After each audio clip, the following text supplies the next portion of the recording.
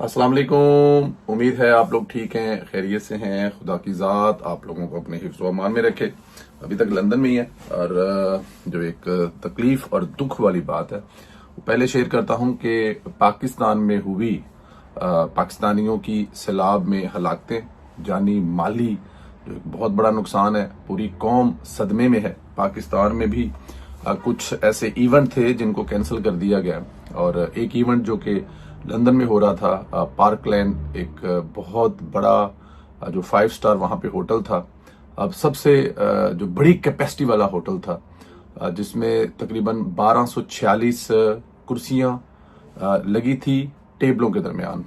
तो मतलब टेबलों के साइड पे हर टेबल पे 12 कुर्सियां थी और टेबलों की तादाद जो है वो 89 से 90 थी और उस हिसाब से 1246 कुर्सियां बनती हैं माइनस प्लस, और कोई 125 कुर्सी जो है वो मजीद रखी गई थी कि अगर लोग, जाहिर है एक बड़ा मुश्किल तरीन फैसला था। जिस वक्त ये मैसेज आया, पैगाम आया कि अब ये प्रोग्राम कैरी ऑन नहीं हो सकता, उसकी ये वजह है। बड़ा तकलीफ थे उस वक्त सदर जो PMLN UK एहसन डार साहब, हाशमी साहब जो कि जनरल सेक्रेटरी हैं, और खुरम भट्ट साहब जो हैं वो यूथ को लीड करते हैं।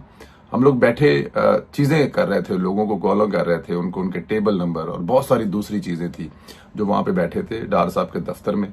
और हम बड़े ही, जिसे कहते हैं ना कि इन हमाक से वो चीजें फाइनल कर रहे थे कि कल डार साहब आएंगे और परसों ये प्रोग्राम होगा। फाइनलाइज हर चीज हो गई हुई थी, कोई भी चीज नहीं रह गई थी। होटल की बुकिंग से लेके होटल के पेमेंट से लेकर बहुत सारे दूसरे मामलात, लोगों के जज्बात, लोगों को रोकना। ये तादाद तकरीबन 6 से 7 हजार बन रही थी जो लोग आना चाहते थे और उनको पुश करते करते, क्योंकि वहां पर ये 5 स्टार होटल है, वहां पे जलसा गाह नहीं बनाया जा सकता बल्कि एक तकरीब होनी थी। अगर जलसा गाह बनाना हो तो उसके लिए शायद लंदन का कोई बहुत बड़ा ग्राउंड डार साहब को अगली दफा एहसन डार साहब को संभालना पड़ेगा। तो बेटा नहीं हो, वो लम्हा तकलीफ का था जब उसको कैंसिल करना पड़ा। अब डार साहब के, हाशमी साहब के, खुरम साहब के जो जज्बात हैं वो मैं आपके साथ शेयर ही नहीं कर सकता, क्योंकि वो जो एक दुख और तकलीफ का लम्हा आया, पाकिस्तानियों की हलाकत, पाकिस्तानियों का सैलाब में बह जाना, और फिर उसके बाद ये वाला, मेरे ख्याल में ये आप लोग बेहतर समझते हैं।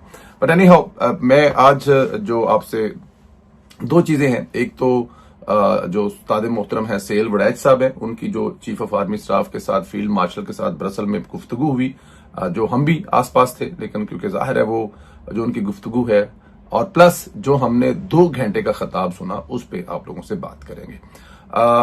सुहेल वड़ैच साहब जो वो लिखते हैं कि बात सियासत से उनकी शुरू हुई। मैं पहले जरा सुहेल साहब का बता दूं और फिर बाद में जो उन्होंने खताब किया उसमें से जो मैंने तहरीर किया वो मैं आपको बताता हूं।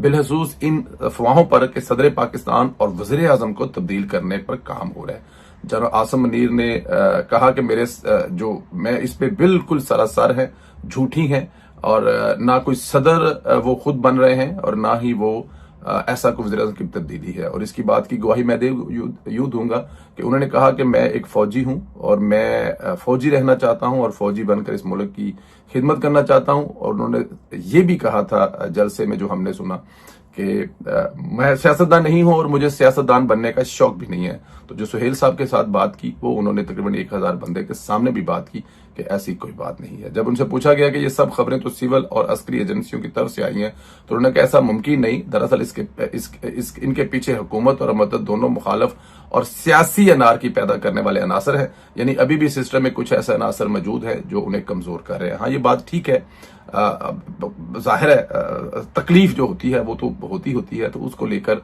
उनका कहना था कि ये इन 2 तबकों की तरफ से हो सकता है। वो अपने अज़ाइम पर उन्होंने स्टेज पर खड़े होकर कहा कि खुदा ने मुझे मुल्क का मुहाफ़िज़ बनाया, मुझे इसके अलावा किसी ओहदे की ख्वाहिश नहीं, मैं एक सिपाही और मेरी सबसे बड़ी ख्वाहिश शहादत है। और जब मैं इस मुल्क के लिए लड़ते लड़ते शहीद हो जाऊंगा तो मेरा बेटा सामने आएगा, और बेटा जब शहीद होगा तो उसका बेटा, फिर उसका, और ये नस्ल दर नस्ल सिलसिला चलता रहेगा और मैं और मेरा खानदान इस मुल्क पर कुर्बान होते रहेंगे। ये बहुत बड़ी बात थी और ये भी उन्होंने सामीन के सामने कहा। जनरल आसिम मुनीर बार बार सियासी हुकूमत के तदब्बर और बिलखसूस वज़ीर आज़म शहबाज शरीफ के 18 घंटे पर खलूस काम करने को सराहते रहे। उन्होंने कहा कि जंग के दौरान वज़ीर आज़म और काबीना ने जिस अज़म और हिम्मत का मुजाहरा किया, इसकी तारीफ जो है वो की जानी चाहिए। बिल्कुल ठीक है। वज़ीर आज़म साहब ने इसी बात से अपनी तकरीर का आगाज किया था कि लोग फौज को क्रेडिट देते हैं कि जंग जीती है, बेशक हमारा रोल है, लेकिन हमारे साथ साथ इस मुल्क में बहुत सारे दूसरे लोगों का रोल है। ये बात उन्होंने जलसे में कही, जो कि मैंने भी लिखी कि वजीर आजम साहब जो होते हैं, जंग के दौरान जो भी वजीर आजम होता है उसका नाम हमेशा हिस्ट्री में रहता है।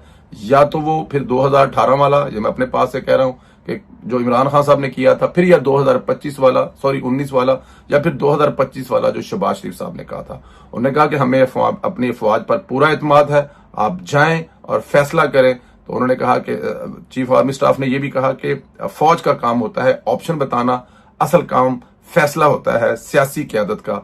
वज़ीर आज़म साहब और उनकी वार कैबिनेट में इसमें बड़ा अहम किरदार अदा किया। उन्होंने मीडिया के बारे में कहा कि हमारा मीडिया का साइज छोटा है, लेकिन अपने से 50 गुना बड़े मीडिया को उन्होंने जेर किया। नौजवानों और यूथ के बारे में कहा कि पाकिस्तान का जो यूथ है उसने जंग जीतने में बड़ा अहम किरदार अदा किया। यहाँ ये बात तय है कि सेम पैच कायम है, इसमें कोई तब्दीली नहीं। शहबाज शरीफ के काम से सब खुश है, ये मैं आपको बता चुका हूं। अच्छा जी, वड़ाई साहब कहते हैं कि सियासी हवाले से किए गए सवाल पर उन्होंने कहा कि सियासी मुसाहलत से सच्चे दिल से माफी मुमकिन है। इस हवाले से उन्होंने स्टेज पर कुरान पाक की आदम की तख्लीक, शैतान के किरदार के हवाले से आयात और का मतन और तर्जुमा सुनाया, जिससे वाज़ह होता है कि शुरू में फरिश्तों को आदम से मसला था, मगर खुदा ने आदम को तख्लीक किया तो स्वाय इब्लीस के सब फरिश्तों ने इंसान का हुक्म और करिश्मा समझकर कबूल कर लिया। गोया माफी मांगने वाले फरिश्ते रहे, माफी ना मांगने वाले शैतान बन गए। ये बहुत बड़ी बात है। उन्होंने वाज़ह कर दिया कि इमरान खान की माफी तभी है जब वो 9 मई से सदके दिल से माफी मांगे और इसका अलावा कोई चारा नहीं है। ये उन्होंने जलसे में इमरान खान का नाम बिल्कुल भी नहीं लिया। अब वड़ाई साहब के साथ लिया है तो बिल्कुल लिया होगा, लेकिन ये जो कुरानी आयत वाली बात है और इंसान को तहलीक करने वाली बात है, बड़ी तफसील से उन्होंने समझाई कि फरिश्तों ने कहा कि हजूर हम मौजूद हैं आपकी इबादत करने के लिए, तो फिर क्यों। लेकिन जब खुदा का फैसला सामने आया, खुदा की जाहिर है, तो उस वक्त फरिश्तों ने सच्चे दिल से मादरत की, माफी मांगी कि हम माफी चाहते हैं, आपका फैसला बिल्कुल दुरुस्त है। तो उसमें से इब्लीस ने कहा कि नहीं, मैं ये काम नहीं करूंगा, हजरत इंसान को सजदा नहीं करूंगा और मुझे जब तक मिला मौका मैं वरगलाता रहूंगा।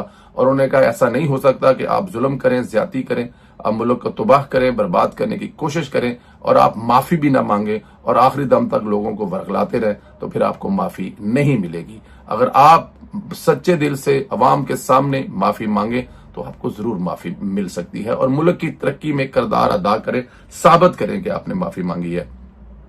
माशी बहरान के हवाले से इनके पास पूरा रोड मैप था, जिसमें 5 और 10 साल के अंदर पाकिस्तान को दुनिया के तरक्की याफ्ता ममालिक की सफ में खड़ा करना। उन्होंने हिसाब किताब बताया कि अगले साल से रेकोडिक से हर साल $2 अरब का खालिस मुनाफा होगा, जो हर साल बढ़ता जाएगा। उन्होंने बताया कि अच्छा ये रेकोडिक, उन्होंने कहा जी कि ये खाली रेकोडिक जो है, इससे जो हम लोग मुनाफा कमाएंगे, इससे हम पाकिस्तान का 70 साल का कर्जा जो है वो उतार सकते हैं। उन्होंने साथ में बिल्कुल ही जमीनी खजाना है जिससे कर्जा उतर जाएगा और पाकिस्तान का शुमार जल्द ही दुनिया के खुशहाल तरीन मुल्क में होगा। उन्होंने ये भी फरमाया अपने जलसे में, जो मैंने लिखा कि इस्लाम के नाम पर 2 मुल्क बने हैं, एक सऊदी अरब तेल से माला माल है और दूसरा पाकिस्तान जो कलमे के नाम पर बना। सऊदी अरब से भी ज्यादा मादनियात हमारे पास है। 100 साल तक खरबों रुपया इस मादनियात से कमा सकते हैं। पाकिस्तान का शुमार दुनिया के अजीम तरीन ममालिक में हो सकता है।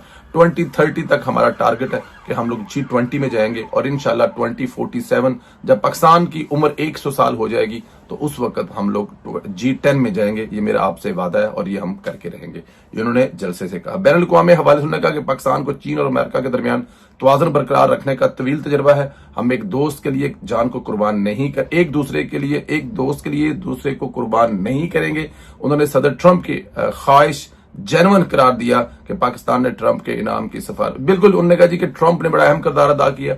अगर वो पाकिस्तान और इंडिया की सीज फाइज ना करवाते तो एक बड़ा नुकसान हो सकता था और इसमें भी कोई शक नहीं है। उन्होंने कहा कि पाकिस्तान ने सदर ट्रंप के जो है नोबेल इनाम की बात की और अब इसके बाद पूरी दुनिया उनके लिए नोबेल इनाम की बात कर रही है। और ये भी उन्होंने कहा कि हम लोग चाइना से भी अच्छे तलकात में हैं और अमेरिका के लिए चाइना के साथ या चाइना के लिए अमेरिका के साथ तलकात नहीं खराब करेंगे, हमें सबके साथ मिलकर चलना आता है। खित्ते में उन्होंने कहा कि पाकिस्तान का खित्ते में हर मुल्क के साथ अच्छा रिलेशन है, बांग्लादेश, नेपाल, भूटान, हालांकि हिंदुस्तान का किसी के साथ भी ताल्लुक नहीं है।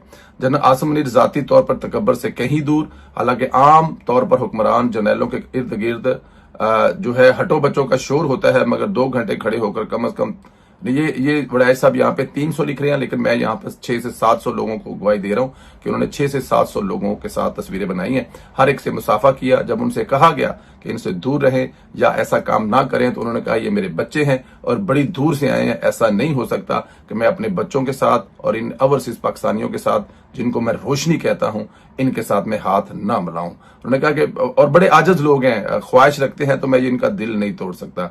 आखिरी ओवरसीज पाकिस्तानी के साथ हाथ मिलाकर अपना फर्ज निभाते रहे। एक सियासी वर्कर ने कहा, इतना मैं इस बात को कह रहा हूं, इतना हौसला जो है वो बड़े लीडरों से मिलकर होता है, जितना हौसला और हिम्मत जो है वो आर्मी चीफ से मिलकर हुई है। अल्लाह पाक आर्मी चीफ साहब को सलामत रखे, खुश रखे, इसमें कोई शक नहीं है। बहुत सारी चीजें हैं जो अभी इसमें रह गई हैं, इंशाल्लाह ताला वो आपको अगले वीडियो में बताएंगे। तब तक के लिए इजाजत दें, अपना ख्याल रखें। बहुत शुक्रिया, खुदा हाफिज। कमेंट्स करके इस पे राय का इजहार जरूर करें। पाकिस्तान जिंदाबाद, पाकिस्तान हमेशा जिंदाबाद।